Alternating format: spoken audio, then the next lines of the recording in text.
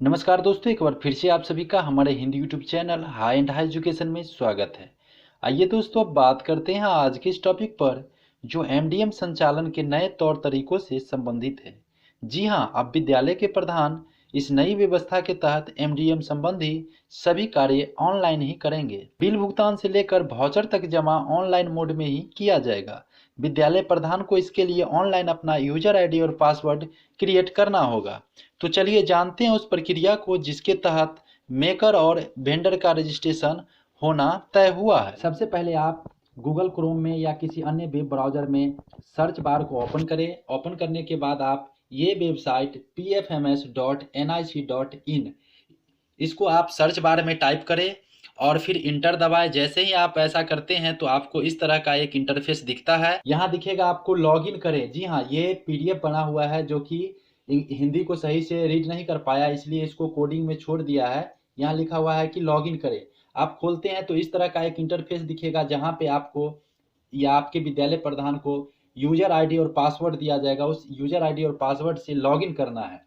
उसके लिए एडमिन का यूजर आईडी और पासवर्ड को टाइप करना है। ये जो आपका पेज दिख रहा है इसमें यहाँ आप यूजर आईडी और यहाँ पासवर्ड को टाइप करें। जैसे ही यूजर आईडी और पासवर्ड टाइप करने के बाद क्लिक करते हैं तो आपको इस तरह का एक इंटरफेस दिखेगा और इस इंटरफेस में आप 10वें नंबर पर मास्टर्स ऑप्शन है उसको आप क्लिक करें। जैसे ही आप 10वें नंबर के मास्टर्स ऑप्शन को क्लिक करते हैं और उसमें आप यूजर्स, एक नंबर में जो यूजर्स दिया हुआ है उसको क्लिक करना है और यूजर्स को आप क्लिक करने के बाद यहाँ आप ऐड न्यू पर क्लिक करें।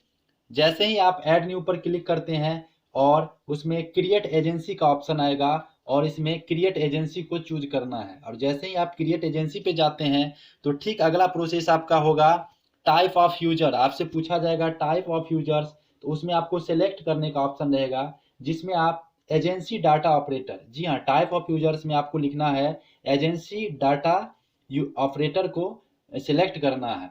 और इसको जैसे आप सेलेक्ट करके आगे बढ़ते हैं तो फिर आपसे पूछा जाता है एचएम का फर्स्ट नेम या एचएम के नाम का पहला शब्द जो हो। यदि 2 शब्दों का उनका नाम है तो पहला वर्ड उनका इसमें लिखना है।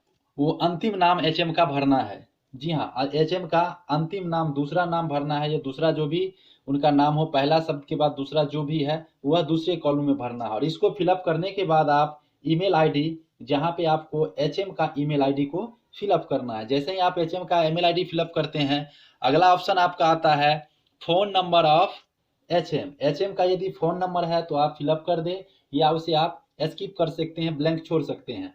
फिर आपका आता है एचएम का मोबाइल नंबर। इसको नेसेसरी है भरना, इसे हर हाल में भरना है और एचएम का मोबाइल नंबर को आप उसमें फिलअप करें। जैसे ही ये करते हैं आप, उसके बाद लॉगिन आईडी है जो एचएम मेकर करके है, जिसे एचएम अपनी सुविधा अनुसार इस नाम को बदल सकते हैं। एचएम मेकर उनका लॉगिन आईडी है, लिखा रहता है, लेकिन उसे आप अपनी सुविधा अनुसार से बदल सकते हैं। देने के बाद आपको सबमिट बटन दिखेगा, उस सबमिट बटन को क्लिक करना है।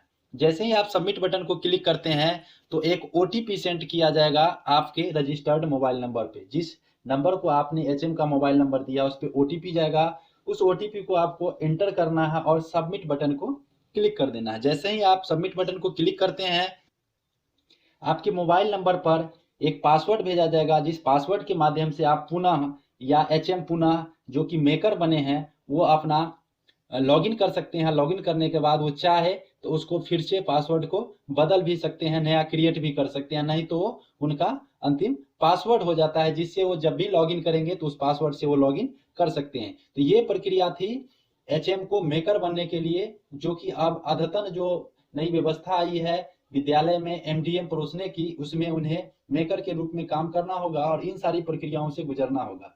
साथ ही पहले जैसे दुकानदारों को पैसा दिया जाता था नकदी में, अब उनके लिए भी एक अलग तरह की व्यवस्था की गई है जिसे वेंडर के रूप में नाम दिया गया। उनका भी ऑनलाइन रजिस्ट्रेशन होना अनिवार्य है, तो उनका भी देख लेते हैं उनके ऑनलाइन रजिस्ट्रेशन की प्रक्रिया क्या है।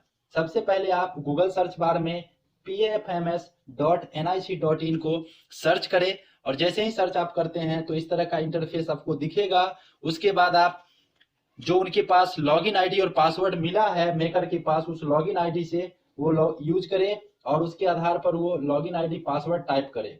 और जैसे ही लॉगिन आईडी और पासवर्ड टाइप करते हैं। सर्च करने के बाद 13 नंबर पर एक मास्टर्स का ऑप्शन आता है। जैसे ही 13 नंबर पर मास्टर्स के ऑप्शन पे क्लिक करते हैं तो उसके 3 नंबर पे वेंडर्स दिख जाता है। तो इस वेंडर्स को सिलेक्ट करना है और जैसे ही वेंडर्स को सिलेक्ट करते हैं तो आगे ऐड न्यू, नए वेंडर को जोड़ना है, इसलिए ऐड न्यू करना है। और ऐड न्यू के बाद आप क्रिएट वेंडर को सिलेक्ट करेंगे और जैसे ही आप क्रिएट वेंडर को सिलेक्ट करते हैं तो वहां आपसे पुनः एक बार पूछा जाएगा टाइप ऑफ वेंडर, ये वेंडर किस टाइप का है। तो वहां आपको सिर्फ सेलेक्ट करना है जिसमें कि आपको कमर्शियल को सिलेक्ट करना है। अब कमर्शियल को जैसे ही सिलेक्ट करते हैं तो कुछ इस तरह का ऑप्शन आपसे पूछा जाएगा जिसमें नेम पूछा जाएगा और उसमें दुकान का नाम देना है, नेम ऑफ शॉप, दुकान का नाम देना है। उसके बाद पूछा जाएगा उस दुकानदार का डेट ऑफ बर्थ, उस दुकानदार का जन्म तिथि क्या है, उसको फिलअप करना है। जैसे ही इस प्रक्रिया को आगे बढ़ाते हैं फिर उसके फादर्स या हस्बैंड के नाम को इसमें एंट्री करना है और फिर उनका आधार नंबर को फिलअप करना है। और यदि जीएसटी नंबर उपलब्ध है तो डालना है, अगर जीएसटी नंबर उपलब्ध नहीं है तो उसे ब्लैंक छोड़ देना है। पैन नंबर के साथ भी वही बात है कि यदि पैन नंबर उपलब्ध है तो डालना है, पैन नंबर नहीं है तो फिर इस ऑप्शन से आगे बढ़ जाना है।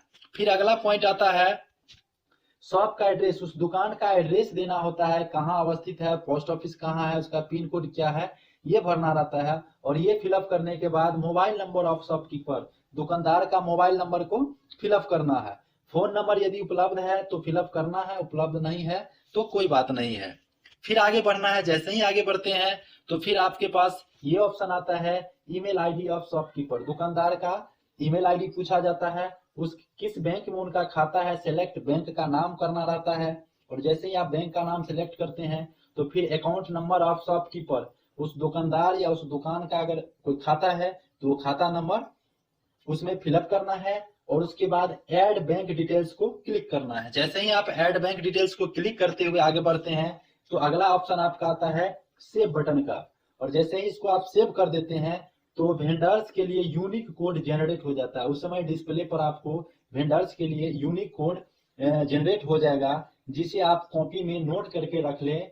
कारण जब भी आप पेमेंट करते हैं, विद्यालय प्रधान जब भी वेंडर्स को या दुकानदार को पेमेंट करता है तो उस टाइम ये यूनिक आईडी डालना अनिवार्य हो जाता है, तभी उसके अकाउंट पर वो पैसा जा पाएगा। तो ये पूरी प्रक्रिया है अब नए व्यवस्था में एमडीएम संचालन के लिए एचएम के दायित्व का, और फिर उनके द्वारा जो निकासी की जाएगी ऑनलाइन माध्यम से तो उसके लिए जो वेंडर्स बनाने हैं तो किस प्रकार बनाने हैं उसकी सारी प्रक्रिया थी। तो दोस्तों कैसा लगा यह टॉपिक? यदि अच्छा लगे तो लाइक शेयर और कमेंट्स करें। वीडियो देखने के लिए बहुत बहुत धन्यवाद। जय हिंद, जय भारत।